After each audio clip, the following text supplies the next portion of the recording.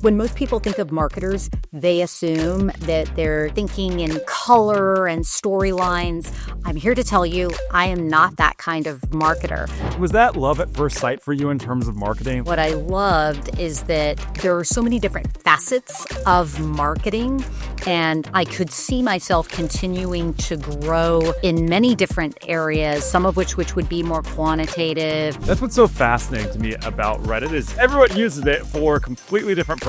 They would tell you the value they get from it is completely different. We have become much more of a mainstream product where, no matter what you're interested in, you can find a community for it on Reddit.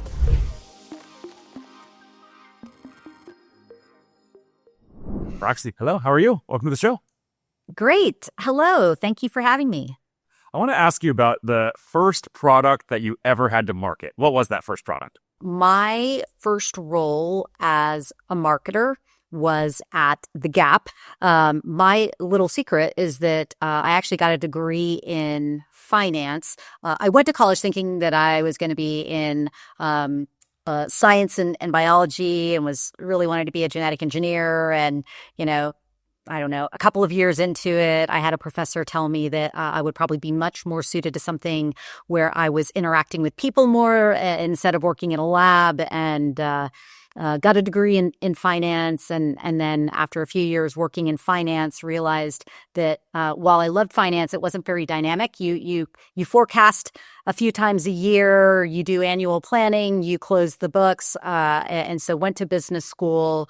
And then my first job as a marketer was at The Gap. I think during this time, Gap was in its heyday. And one of the most interesting things that I was working on at that time was, I don't know if you remember, but I'm dating myself here. Jeans were like $40. And there was this new trend where there was this premium denim, $100 pair of jeans. It was kind of, taking the fashion scene by storm. And my first job was figuring out how is a brand like The Gap that was known for quality at a good price, how were we going to market a more premium line of denim to align with this trend that was going on? It was very hard. And what we decided is that we were actually going to have to put a different label on it. If you just put the same label, the same Gap jeans, and charged $100, people probably weren't going to buy too many pairs. And so we had to put a more premium label, talk about where the fabric came from, what the process was to create the look and the feel and the wash. And so it was my first job as a marketer, was trying to figure out how The Gap could sell a $100 pair of jeans. And were you working out of the HQ that they have in San Francisco? Yes, I sure was. Yeah, I was working out of the HQ in San Francisco. I had spent the first year and a half in a strategy job using my finance skills, and had moved into a marketing role shortly after that. And I was like, oh wow, this is tough. How epic is that office? I always take my dog there in front. They have the arrow, and I always look over, and I've heard it's very awesome. The office is amazing. I actually started at the building next door, which is much older and not nearly as cool. And then that new building opened, and the roof deck and the cafeteria, totally amazing. And was that love at first sight for you in terms of marketing, tackling that challenge where you're like, this is it, I'm going to be a marketer for forever? Or is it, more of a slow burn, slow interest? Yeah, great question. Yeah. So, I think when most people think of marketers, they assume that they're, just these highly creative people that are thinking in color and storylines. I'm here to tell you, I am not that kind of marketer. I'm a super quantitative person. I need validation through data. I want to do analysis. I want to project things. And so stepping into that first marketing role It was direct response marketing, which, for people who aren't familiar with all the different types of marketing, direct response marketing is the most quantitative type of marketing. You have a list of people in a database. You can see all of these interesting characteristics about them. You can figure out where you think their propensity is to buy that next product. And so it is the most quantitative, data-rich areas of marketing. And I think what I knew and what I loved is that there are so many different facets of marketing, and I could see myself continuing to grow and evolve in many different areas, some of which would be more quantitative. I surrounded myself with people who are much more creative, much more bold in terms of like how they were thinking. And over time, I've had a long career in marketing, working on it, for over 20 years. I think I have gained more creative skills, become more bold, become more comfortable with risk, but still very much rooted in the quantitative sides of marketing. And there are a lot of quantitative aspects to marketing. And is that how your, coworkers or colleagues would describe your marketing philosophy? Like if we did a poll and said, yeah, how would you describe Roxy's philosophy of marketing? Like what would they regurgitate back, do you think?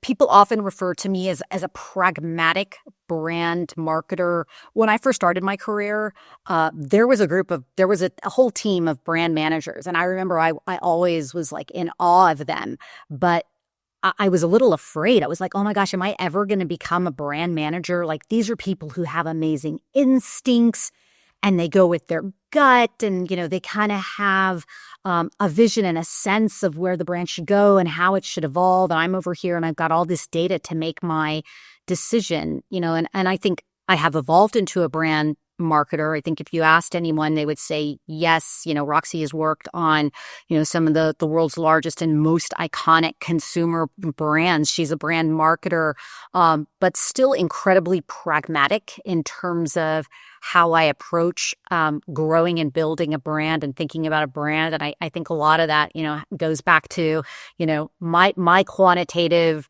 roots and how my marketing career grew and evolved. I didn't start at an ad agency developing, funny lines of copy and pitching radical ideas. I started in a much more quantitative space and have kind of grown to become a brand marketer, but very pragmatically. So I think pragmatic brand marketers is how people would characterize me. You mentioned iconic brands there, so I'm not going to spend the whole episode. We talked about, we'll do a different episode about Reddit, but as I'm a very active user, like I do screen time tracking, present to my wife. I'm at like 10 to 15 hours per week on Reddit. So I spend That's great. Love to hear it. On Reddit. What was your experience like? Because you were there for 8 years almost? Yeah, 8.5 years. I'm so fortunate in that I've had phenomenal experiences at many different brands. I started at the Gap. I worked at Netflix very early on. Sephora, which if you're into fashion and beauty and makeup, Sephora is definitely up there in terms of a beloved brand. But most recently was at Reddit. And, when I think back to that experience, I would be lucky to have another experience, as amazing as my experience at Reddit. I started at Reddit in 2017. We were a few hundred people with really big dreams and aspirations about what Reddit could become. And I remember one of the questions that I asked shortly after I got there, is, do we want Reddit to be mainstream? At that point in time in 2017, Reddit was really well known for gaming communities, programming communities, some politics, memes, but we had a long way to go if we wanted everybody to be able to find their home and find their community on Reddit. And that was one of the first questions that I asked, that, we talked about as a leadership team, which is, what is it going to take, and do we want for Reddit to be a mainstream product where anybody, no matter what they're interested in, no matter what language they speak, no matter where they are in the world, can find their home. And it was a long journey, but I think, when you fast forward to today, Reddit is a far more recognized brand around the world, and so many different interests you can find now on Reddit. We had this running joke early on that if there was communities talking about the royals and the royal wedding and the royal gossip, then we would know that that was a sign that we had made it to a mainstream product. And I'm happy to say that there's a lot of conversation around what's happening with the royal family on Reddit. So I think over that 8 years, through so many different things and the work across so many different teams, we have become much more of a mainstream product where, no matter what you're interested in, you can find a community for it on Reddit. That's what's so fascinating to me about Reddit is, like my wife uses it, my mom uses it, my sister, everyone uses it for completely different purposes. They would tell you the value they get from it is completely different, but it's just awesome to see. If you look at, you mentioned a lot of iconic brands there. Like, are there any similarities that you see, or you can say like, well, all these iconic brands that I was part of, like they all do this when it comes to marketing? Yes, definitely. I think that the through line there is, if you want to be a brand that stands out and has deep meaning and connection with consumers, you need to know who you are and what you stand for, and you need to have a lot of conviction around it, and you need to act it out and bring it to life every day through all of your different touch points.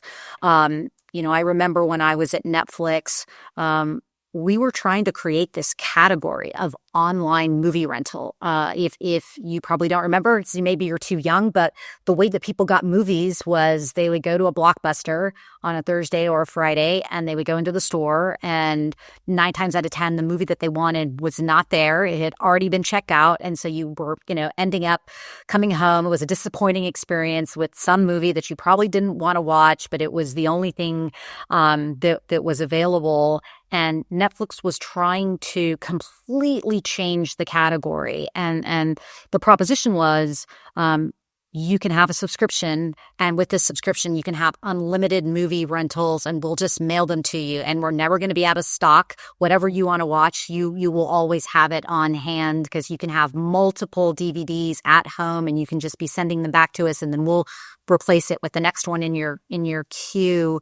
And so early on, we knew that we wanted to stand for high quality service with a broad selection of merchandise, which in this case was movies, at a reasonable price. And we explored all of these different propositions, like which one was the most important? Was it price? Was it always having the movie that you wanted? Was it really fast returns and shipping? But we knew that we wanted to be this high quality, ever-present utility in your life. And we were very clear about it in all of our communications, in all of our messaging. We were very thoughtful about the look of the brand, the mark of the brand, the red color. If you remember those envelopes that people would send, this red color stood out. So you would always be able to find it, in your stack of mail. And so, if you contrast that with, a brand like Reddit, we had these brand values where we wanted to be candid. We wanted to be brilliantly absurd in terms of the way that we communicated. And those are two really different brands, but they were true to who they were. They knew who they were, and they were true to who they were. And so, I think the through line there is knowing who your brand is and why, and being very thoughtful about how you present it is one of the key ingredients to creating this everlasting meaningful brand for consumers.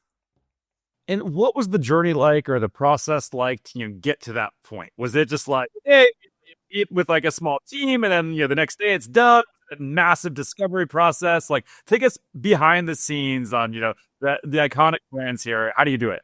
It's a lot of work, and it's very thoughtful and very deliberate work. And what it usually looks like is it's usually a marketing team paired with research, either internal or external research, and then a group of cross-functional people who are going to help ensure that the marketing team, isn't going totally out in left field. And so behind the scenes, what that looks like is you're sitting in focus groups and you're listening. You have to be a really good listener. I mean, I remember back in the early days of Netflix, we were traveling around the country and we were sitting behind the two-way mirror, and focus groups were happening, and you're sitting there and you're just listening to what people are saying about your product, your experience, or your product, their experience, the look, the feel, and you're trying to connect all of the dots on what are the commonalities, what are the most important things that we're hearing. And you take all of that and you put it together, and then you test it again. And then you see, okay, is this resonating? And you can see today, I mean, in the last year, we've seen several examples of brands trying to rebrand or reimagine themselves, and consumers are having a really strong opinion about it. So the behind the scenes on listening, identifying common patterns, developing new things that then you're going to test, ensuring that your cross-functional business partners are validating the things that you're doing. All of those things, take a lot of time. But I think most importantly, you have to have conviction as well. Consumers are always going to have opinions. Sometimes they're going to be a little different. You're going to do a lot of research and you're going to recalibrate and retest, and you're going to try and address those things and anticipate those things. But you also have to have conviction. I did a rebrand, and I hate even to use that word rebrand because it implies that something is wrong and you're redoing it. I prefer to use the term evolution, but we evolved the brand when I was at Reddit, and Reddit was 18 years old, and a lot of people become very accustomed to the way that Reddit looks, when they're using the product, and we evolved it, and we had to evolve it because the analogy that I like to give is like, imagine if you opened your sock drawer and like you couldn't find two matching things. Our brand after 18 years had become really disjointed. We had all these different things that looked a little different. We didn't have a whole cohesive system.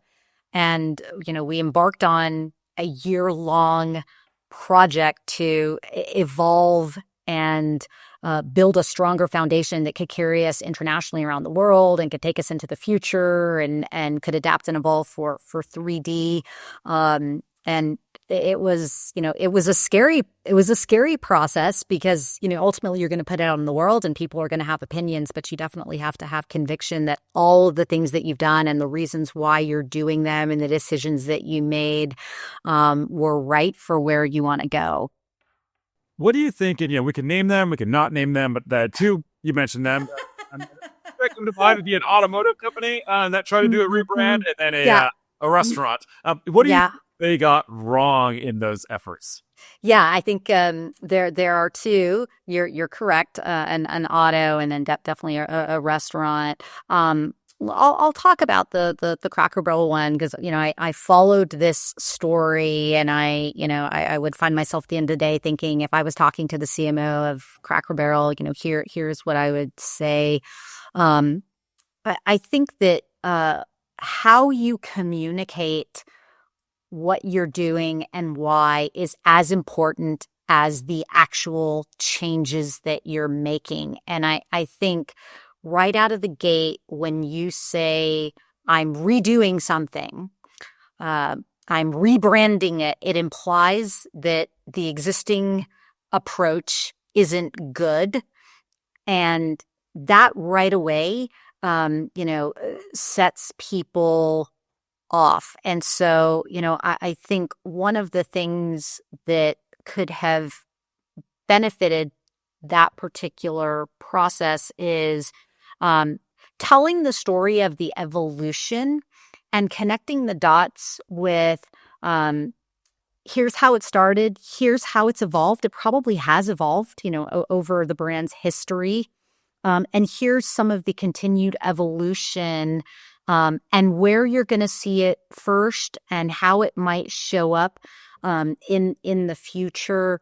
I think the hello everyone, it's Monday, and this is the new thing. We've redone it, and I'm not suggesting that they did that, but I think even just the terminology that you use, and if you don't connect that story, then change is just inherently hard for people, and the communicating the how and the evolution, and then the expectations that the consumer should have, is probably a better approach.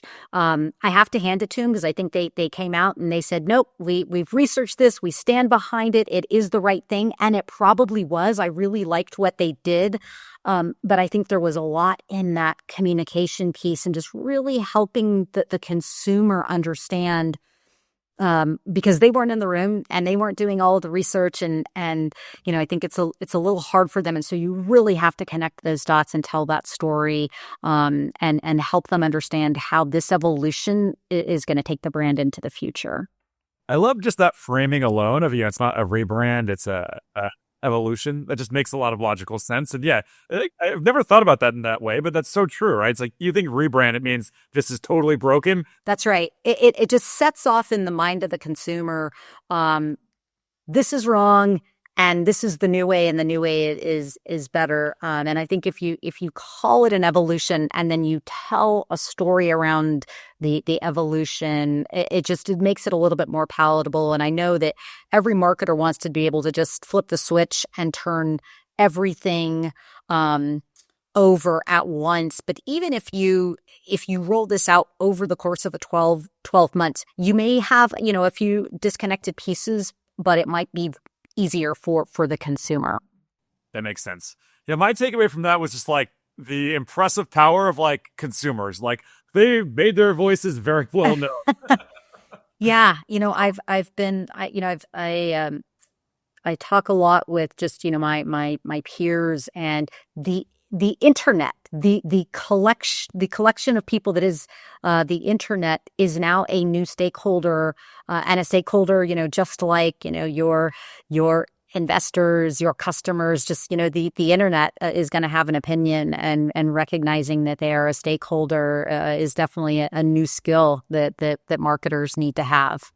That's fascinating. Think about that as a stakeholder. Because I did wonder that, is like, are the people who are freaking out on like, Twitter or just all over, like, do they actually go to Cracker Barrel? Because like most of them, like, we just go on like a random road trip, every now and then. Like, it's not this like diehard customer thing. So it did, it's like the internet.